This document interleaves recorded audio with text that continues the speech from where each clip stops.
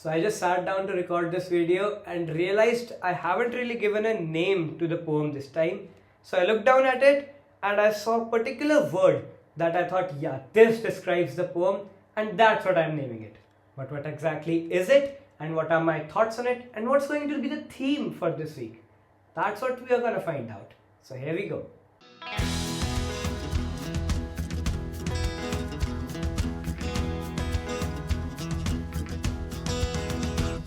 As usual, I'm gonna do a quick reading of the poem, after which the second time we can do the analysis and go through it one by one. Right? So let's start.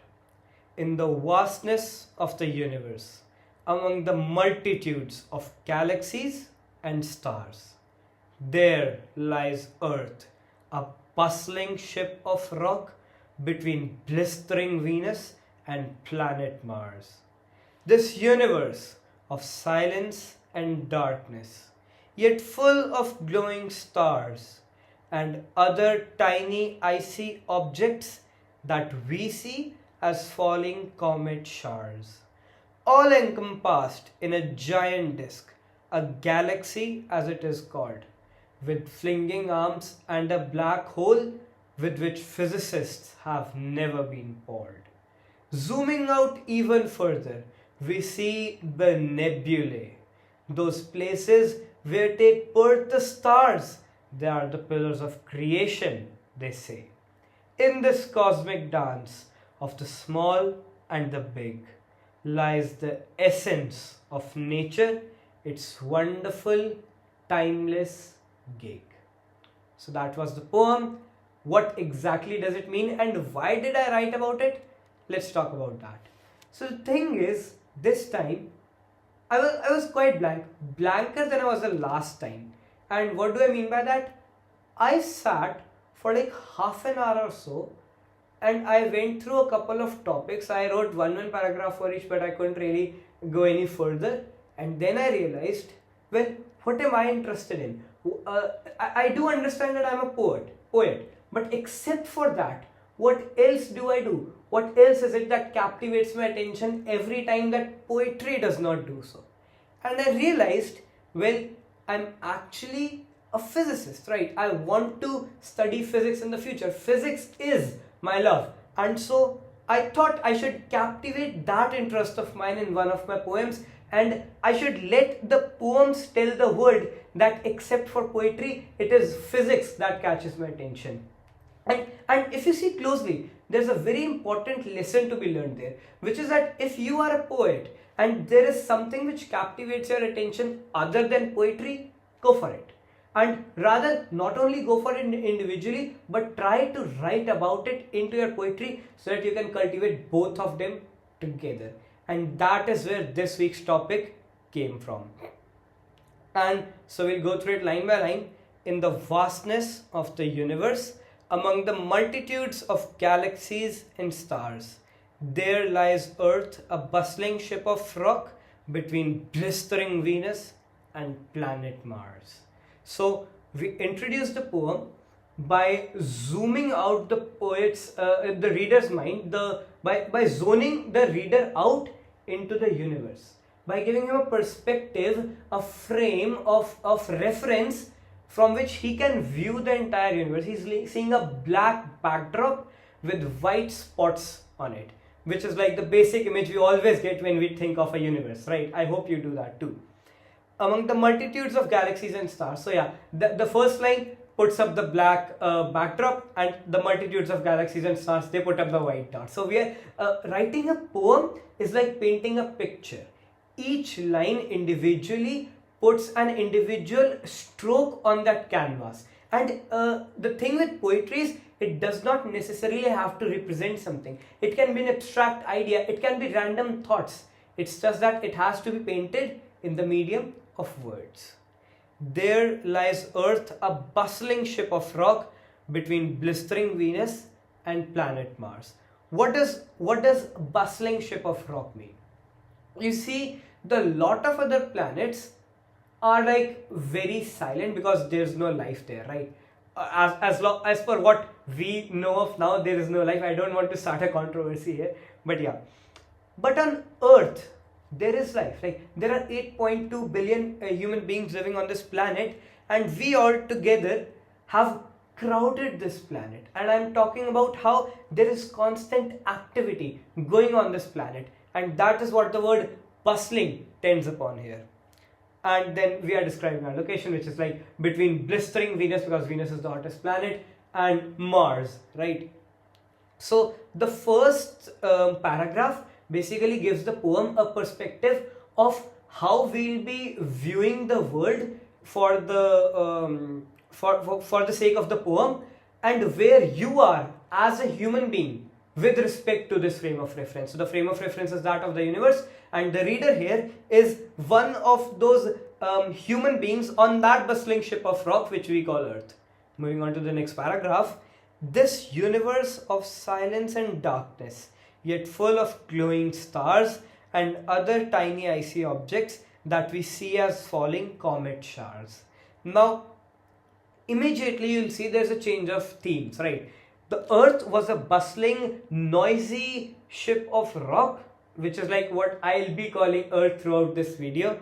And the universe instead, it's a silent, serene area of darkness and calmness. That is how we are comparing Earth to the universe without actually mentioning that we are doing so. Yet full of glowing stars. So I'm presenting the reader with something to think about. I'm telling him, you see, the universe is quite dark, yet we also know that it is full of like billions and trillions of stars out there. How come? Now, I don't want to get into the physics of it. Do not get me into the physics of it, because I'm quite interested in it, and this video is for the poem. And other tiny icy objects that we see as falling comet showers. So we are describing the rough composition from the view of a poet, which is like it has a lot of stars and it has icy objects which we call comets, and we see as falling showers, right? We all know of comet showers. Moving on to the next paragraph. All encompassed in a giant disk, a galaxy as it is called, with flinging arms and a black hole with which physicists have never been bored. Now here I say let's zoom in a bit. Instead of just talking about the entire universe all at once, which is like quite incomprehensible for the human mind, let us focus on this one disk. Let us focus on this one disk called the Milky Way, which is a galaxy, which is full of these stars and these icy objects called comets. And like, what exactly is this thing called a galaxy? Well, roughly, which is like not the case with all of them out there, but roughly, it is a structure which composes of a lot of stars and has flinging arms and a black hole at the center, right? So that's what the lines convey, with flinging arms and a black hole, with which physicists have never been aboard. And that line brings the attention of the reader towards that central element, the black hole. It says the reader, this is a particular element of the universe that not even humans have been quite able to comprehend that well, right? So that is what basically this line means. Moving on to the next paragraph. Zooming out even further, we see the nebulae, those places where take birth the stars. They are the pillars of creation, they say. And like, this is where me as a nerd starts coming out into the poem, right? And I'll tell you why in a second. So we are saying, okay, now we have visited the galaxy, we have zoomed in, now let's come back. And yeah, so just like they do in a movie, once we said that, okay, we have zoomed in into the galaxy, we have visited it, we have seen the black hole and the stars out there, now we are coming back, we are zooming out, and we are looking at another section of the universe, which are the nebulae. And the nebulae, if you don't know, are basically places in the universe which are like great cloud-like structures where stars take birth.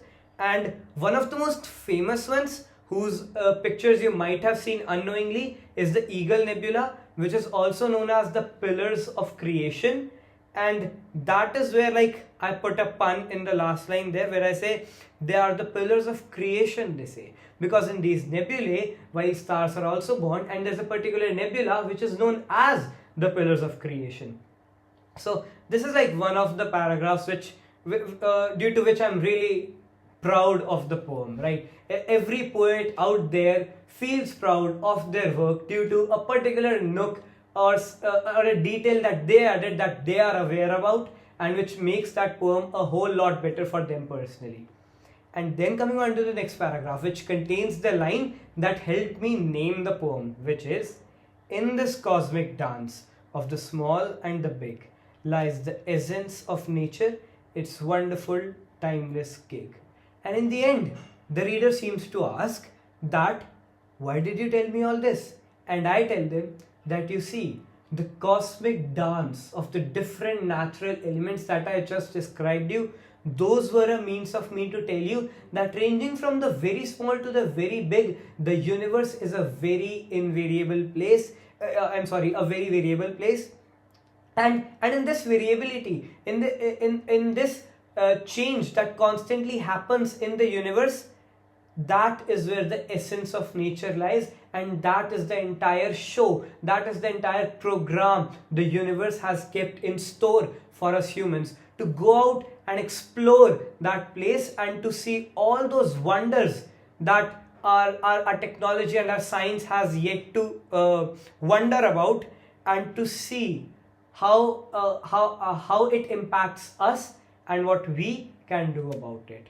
So this poem for me basically was a means of expressing my love for astrophysics, for the universe, for just the curiosity of knowing what's out there in the dark universe, and to put them into words. So basically reconciling two of my best and most favorite hobbies.